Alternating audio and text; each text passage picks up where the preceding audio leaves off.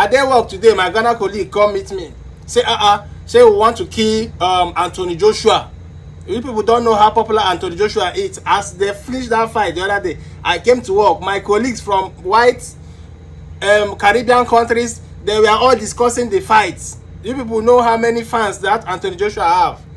The guy was like, we want to kill Anthony Joshua. I said, no, it's normal accident. Accidents can happen anywhere in the world. He said, yes, he agrees.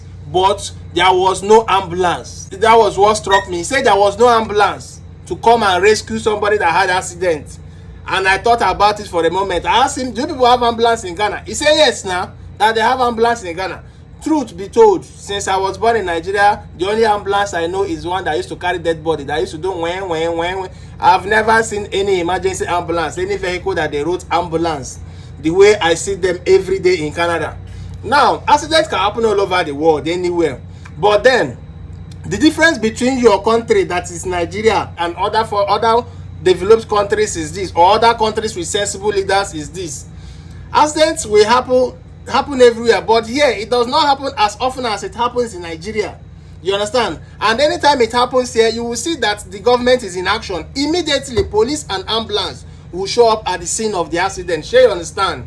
That is the difference. Now, let me let you know why accidents happening here and the ones happening there cannot be compared. Before one accident will happen in this Canada, 1,000 will first happen in Nigeria. And it's not a coincidence. It's the government.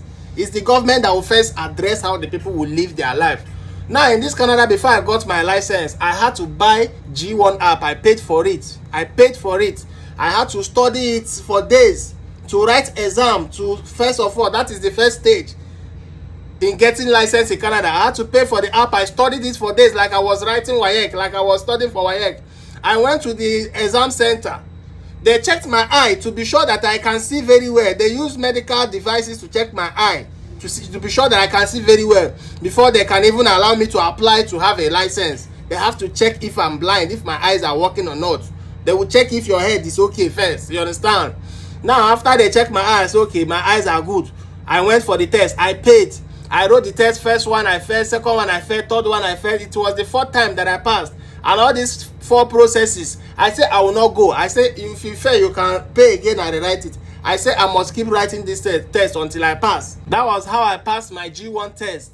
Now the second stage is G2, road test. You will go and drive in the street for them to know that you can drive. That is G2 test. I did it. You understand? First time I failed. I paid again. You understand? To book another one.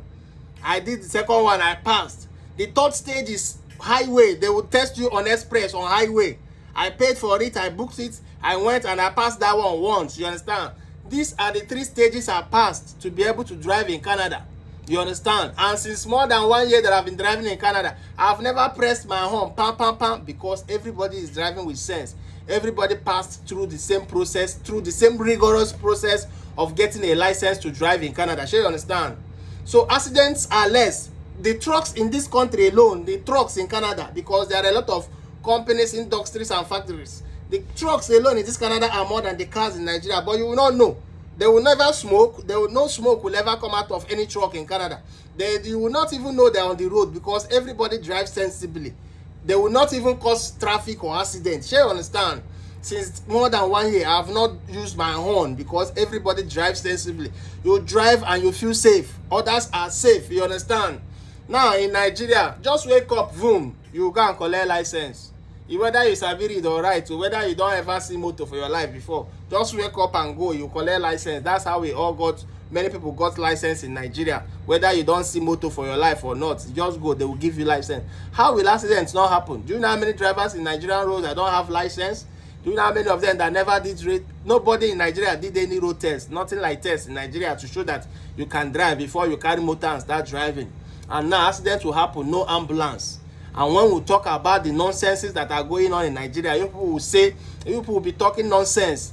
You understand? If it was abroad that accident happened, they don't want to know whether Anthony Joshua is a celebrity or not. If not the poorest man, accident happened, instantly police and ambulance will full everywhere.